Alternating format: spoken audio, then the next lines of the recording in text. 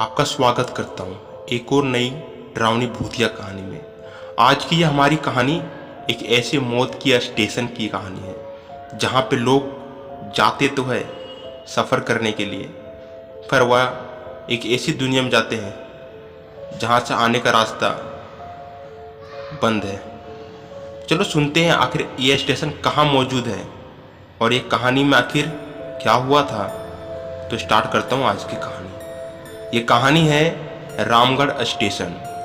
यह रामगढ़ स्टेशन जंगलों के बीच में बसा स्टेशन है।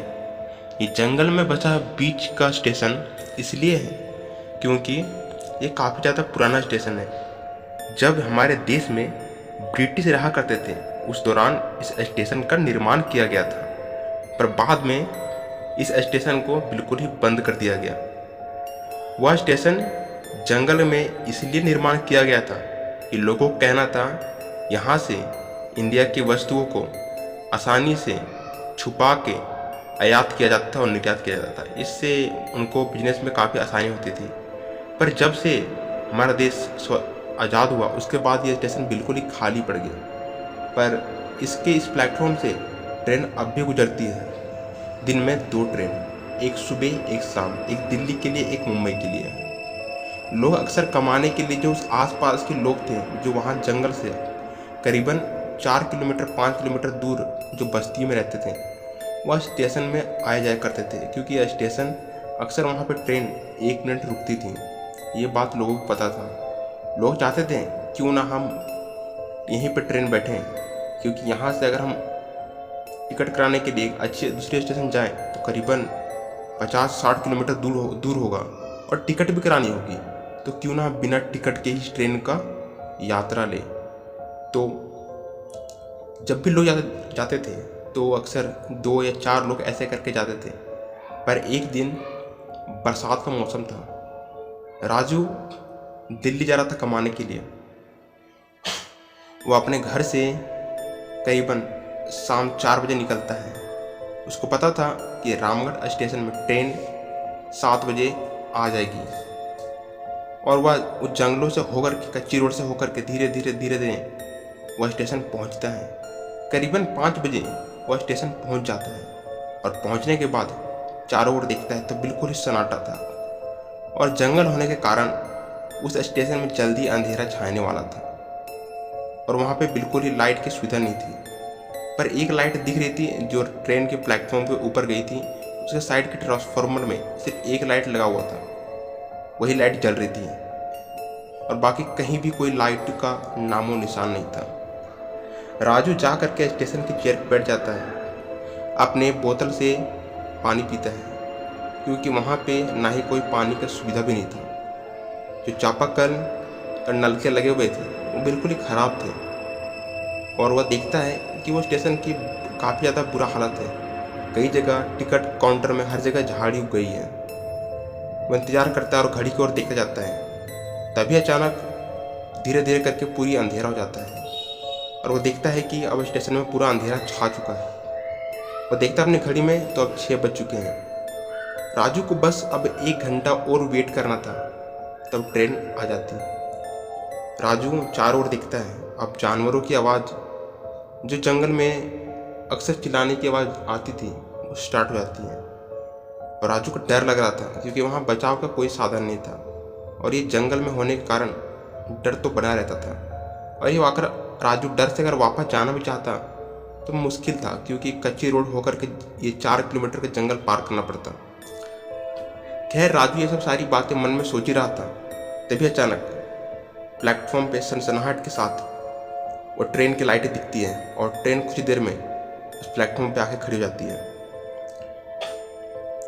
ये तो सिंपल बात थी कि वहाँ पे ना कोई अनाउंसमेंट हुआ, क्योंकि वो पूरा स्टेशन टूटा पड़ा था। राजू जल्दी से ट्रेन में चढ़ता है, क्योंकि उसे पता था मात्र ट्रेन 1 मिनट रुकती है। जैसे राजू ने चढ़ा ट्रेन पे तो देखा तो बिल्कुल ट्रेन खाली लगा और जब ध्यान से देखा तो बिल्कुल सच में ट्रेन खाली थी।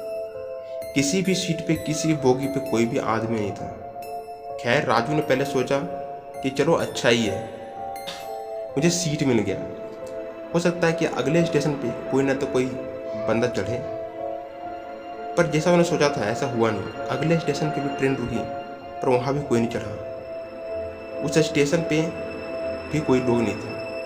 अगले स्टेशन पे ट्रेन गया, वहाँ भी रुकी, वहाँ भी किसी व्यक्ति ने वहाँ पे नहीं चढ़ा, और ना ही वहाँ पे प्लेटफॉर्म पे कोई लोग, कोई आदमी उसे खड़ा दिखा। राजू सोचा कि अब तक 3 स्टेशन पार हो चुके हैं और अब तक यहाँ पे इस ट्रेन पे कोई भी व्यक्ति चढ़ नहीं रहा, क्या कारण हो सकता है। राजू सोचता है कि क्यों ना मैं बोगी में टहल के देखूं, शायद कोई पहले से बैठा हूं। राजू टहलते टहलते वो लास्ट की बोगी पहुंचता है और पहुंच करके देखता है तो उसको दिखती है कि लास्ट के किनारे में कोई लेडी बैठी हुई है। इसका चेहरा साफ दिख नहीं रहा, उसके चेहरे पे बाल आ गए हैं और वो किनारे में कोने बैठी हुई थी। तभी राजू कहता है, हेलो, हाँ जी, हेलो, पर उसके साइड से कोई भी रिप्लाई नहीं आता। वो अब भी उसे घूरे जा रहा था। राजू सोच रहा था कि आखिर ये लेडी ऐसे क्यों कर रही है। तभी अचानक लेडी खड़ा होती है और राजू की ओर भयानक नजरों से देख रही थी। जब राजू ध्यान से देखता है तो उस लेडी की आंख लाल थी। राजू ना जाने क्यों उससे डर गया और वह अपनी सीट की ओर भाग पड़ा, पर वो लेडी शायद उसके धीरे धीरे उसके पीछे आ रही थी। राजू जल्दी से बैग उठा करके सोचा क्यों ना मैं आगे चल जाऊं, पर राजू सोचा नहीं, आखिर ट्रेन रुकी तो है नहीं, मैं आगे जा करूँगा क्या। और वो डर से जिस सीट पर बैठा था उस सीट के नीचे अपना बैग घुसा करके वो भी सीट के नीचे घुस जाता है। तभी कुछ देर बाद वो लेडी की आवाज़ आती है चलने की, और कुछ देर बाद वो सीट के पास आकर खड़ी हो जाती है। राजू सीट के अंदर से देख रहा था जिसकी पैर मुड़ी हुई थी। आने उसकी पैर मुड़ी है तो सिंपल है कि वो कोई आदमी नहीं, पर राजू कर भी क्या सकता है। और कुछ देर बाद वो लेडी वहाँ से गायब हो जाती है। राजू को लगता है कि शायद ये लेडी मुझे ढूंढते ढूंढते आगे की ओर चली गई है। राजू धीरे धीरे अपना सर निकालता है और चैन की सांस लेता है और खड़ा हो जाता है। वो चारों ओर अपनी गर्दन घुमा के देखता है तो वहाँ पे कोई भी नहीं था। राजू को लगता शायद वो चली गई, पर तभी अचानक राजू जब सर ऊपर करता है तो देखता है कि ऊपर लटकी थी। और ये देख करके राजू झटपट से भागने की कोशिश करता है, पर भाग नहीं पाता और गिर जाता है।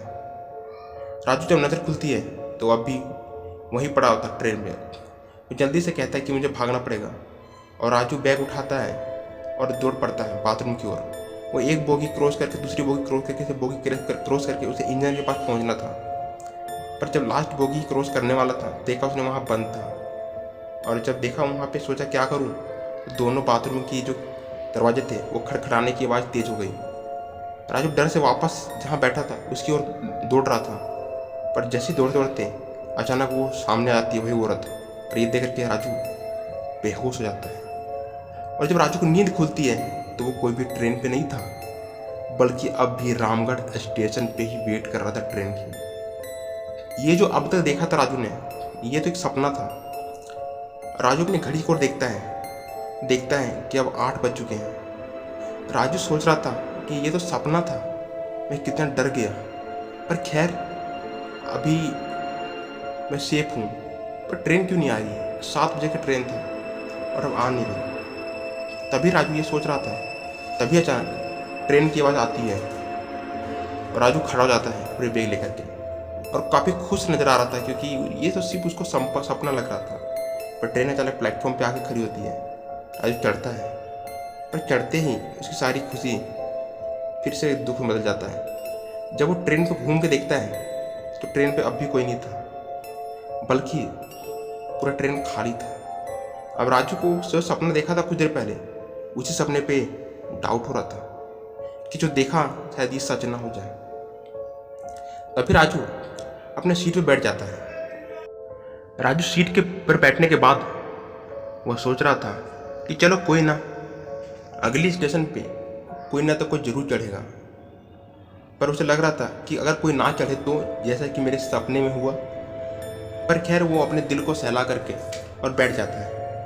कुछ ही देर बाद अगले स्टेशन पर ट्रेन रुकती है, पर जब खिड़की से देखता है राजू तो पूरा स्टेशन खाली पड़ा था और वहाँ पे कोई नहीं चढ़ता। और अब राजू को डर लग रहा था ये सोच रहा था कि यहाँ पे नहीं चढ़ा कोई और पूरा डिब्बा खाली है, जो सपने में हुआ ये अगर सच ना हो जाए। बस राजू यही मन में उसकी बातें चल रही थी। तभी अगली स्टेशन आती है और वहाँ भी कोई नहीं चढ़ता।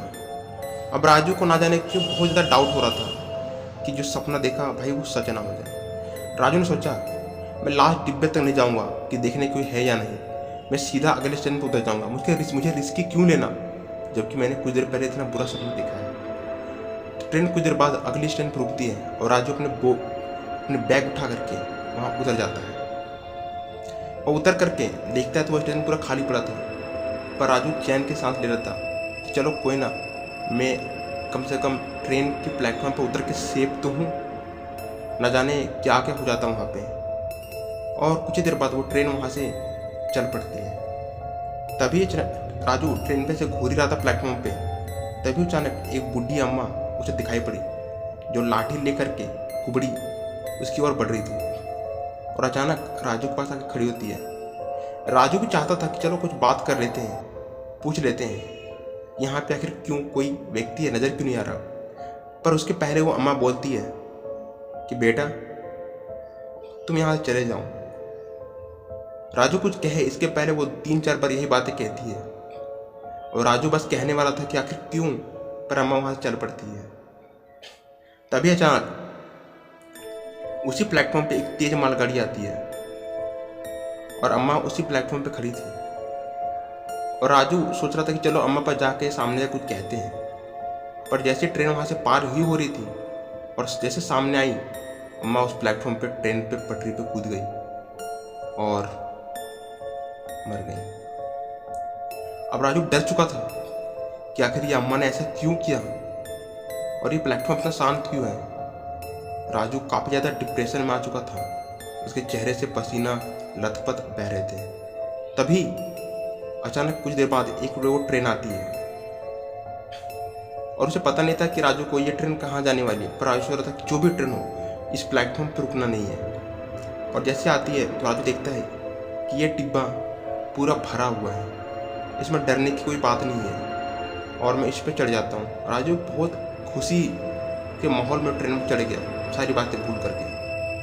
देखा कि सारे लोग बैठे हुए हैं, पर ना जाने कोई भी एक दूसरे से कोई बात नहीं कर रहा था, ना जाने क्यों।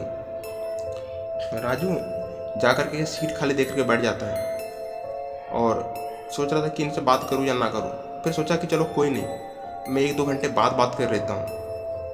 पर 2-3 घंटे बीतने के बाद भी कोई भी व्यक्ति उससे अभी बात नहीं कर रहा था और ना ही आपस में बात कर रहे थे।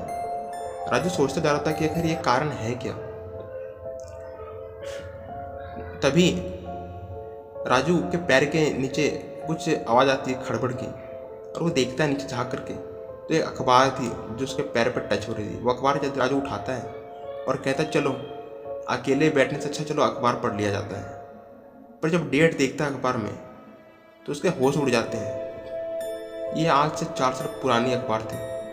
पर फिर भी राजू ने ये सोचा कि कोई चना बेचने वाला जो अखबार बेचता है या फिर कुछ भी बेचने वाला कोई छोड़ के गया होगा, और फिर से वो बातें भूल जाता है और पढ़ने लगता अखबार को। पर जब पढ़ता है पेपर के दूसरे पेज में तो उसके पैरों तले जमीन खिसक जाती है। वो पढ़ता है कि ट्रेन नंबर 110023 आज से 4 साल पहले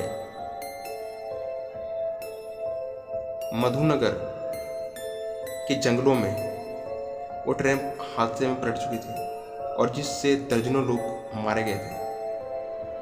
राजू सोच रहा था ये तो वही ट्रेन है जिसमें मैं बैठा हूँ, और अखबार में ऐसा क्यों लिखा है। अगर ऐसी बात है तो ये लोग कैसे यहाँ पे हैं। तभी राजू सोचता शायद ट्रेन का नंबर मैंने देखा ही नहीं है, पर कहता नहीं मैंने देखा तो है।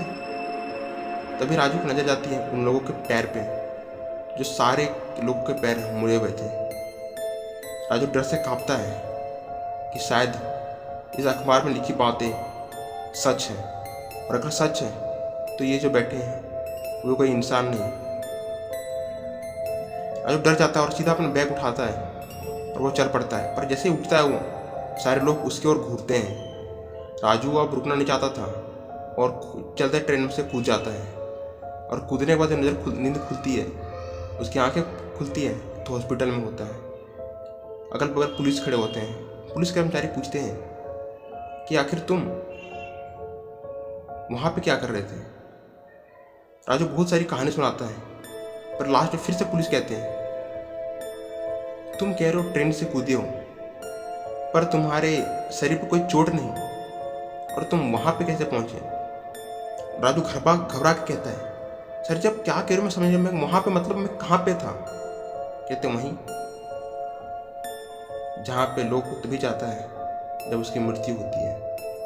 ये सुन करके राजू को समझ आ गया कि वो कहाँ पे था। और उसके बाद राजू उस हालत में नहीं था कि वापस आप शहर जा सके, कमा सके, और वापस से दूसरी ट्रेन से जो पुलिस कर्मचारी उसको बिठाते हैं और वहाँ से वापस सीधा गांव आता है और गांव वालों को सारी बातें बताता है। और तब से वो स्टेशन बिल्कुल वीरान पड़ा हुआ है। तो गाइस आई होप ये कहानी आपको पसंद आई होगी। तो अगर वीडियो अच्छा लगा तो वीडियो को लाइक, चैनल को सब्सक्राइब और शेयर कर दो अपने दोस्तों के पास। और ऐसी ही कहानी सुनने के लिए अपडेट इसी चैनल पर आएगी, शहर की दुनिया ब्लॉग पे हर रात 9 बजे। तो मिलते एक नई कहानी लेकर के। जय हिंद, वंदे मातरम।